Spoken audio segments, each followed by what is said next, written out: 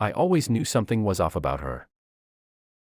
Karen, the self-appointed enforcer of our HOA, had a way of staring that made your skin crawl.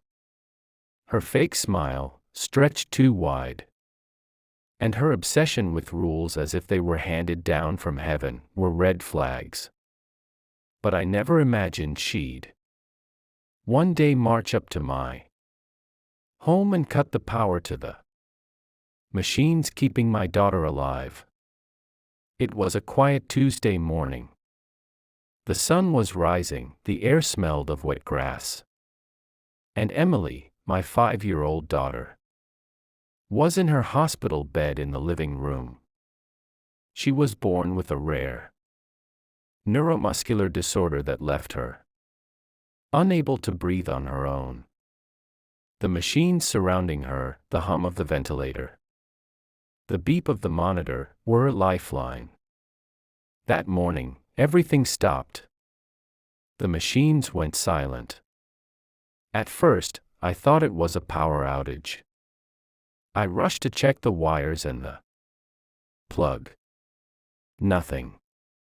Panic rose in my chest as I ran outside barefoot, desperate for answers.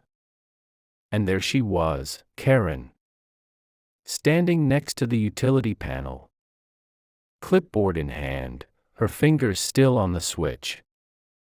"Violation of neighborhood regulations," she said coldly, as if she hadn't just put my daughter's life in danger. I screamed at her, my voice breaking, and called 911 while manually resuscitating Emily.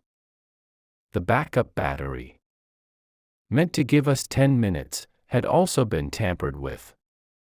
My daughter's fragile chest was still, her lips turning pale.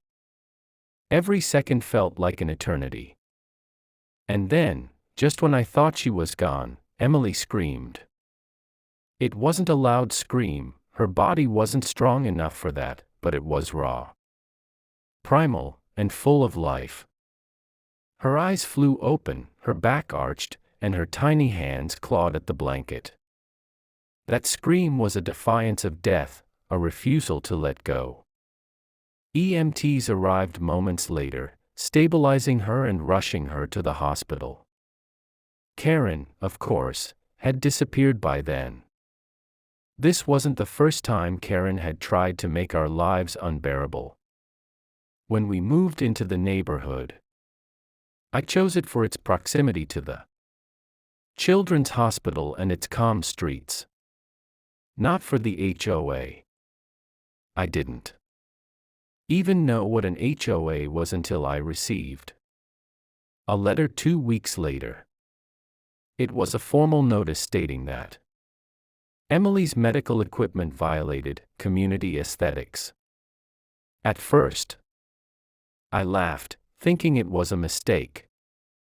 I walked to the HOA office to explain our situation, and that's when I met her.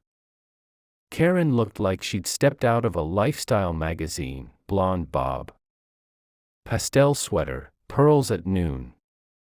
I explained Emily's condition and why the medical setup was necessary. She nodded, but her cold eyes told me she wasn't listening. "We have rules for a reason," she said flatly. "If we let you make exceptions, everyone will want to."